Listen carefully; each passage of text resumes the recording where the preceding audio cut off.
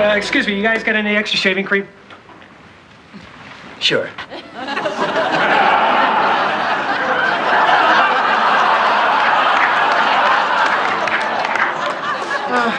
This is so weird. I've never been in a men's locker room before. Neither have I. I really like the new carpet.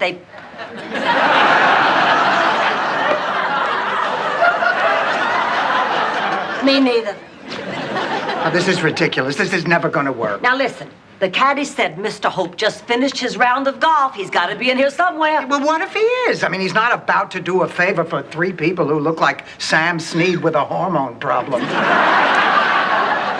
Look, you two stay here. I'm going to check out the rest of the locker room. I think I'll start out with a jacuzzi. You don't know where the jacuzzi is? Yeah, it's just down the hall, second door. I'll ask somebody. This has been a nightmare. Oh, don't worry, Dorothy. It's all going to work out. Because Bob Hope won't let us down. Right. You know, Rose, I have known you for over 5 years. And in that time, I have heard the most bizarre stories I have ever heard in my entire life. There was Clovis, the 2-headed mule, who skied backwards on buttermilk. It was cottage cheese. The point is, Rose, this Bob Hope story is odd, even for you. Bob Hope's gone. We just missed him. Oh, what? I saw him getting into a limousine and driving away. They said he's going to the airport. Well, that can't be. I mean, the show is tomorrow night. He wouldn't leave before that. He knows how much I'm depending on him. Oh, there must be some other explanation. Maybe I'm just a foolish old woman who's lived a silly fantasy her whole life. Oh. Honey. No. Oh, honey, no.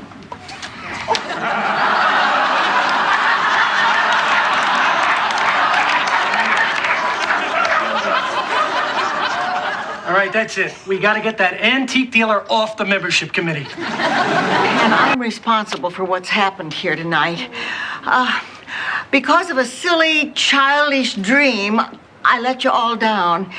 I had this crazy idea that I had a special connection to a very special person.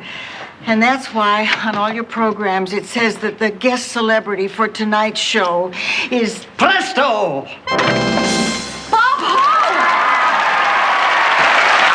I know this show is for charity, but that's the smallest dressing room I've ever had in my life. Oh, my God, you're really Mr. Bob Hope. Oh, being this close to you is the biggest thrill of my life. If you were any closer, there wouldn't be room for my car keys. Mr. Hope, could we impose upon you to entertain for a few minutes? Will I entertain? I didn't put this makeup on to go bowling. Ladies and gentlemen, Mr. Bob Hope! Thank you very much. Thank you. Did you hear that Ronald Reagan has just moved back to Hollywood? That's just what Hollywood needs, another unemployed actor. And you know Reagan left office with the highest popularity rating since FDR.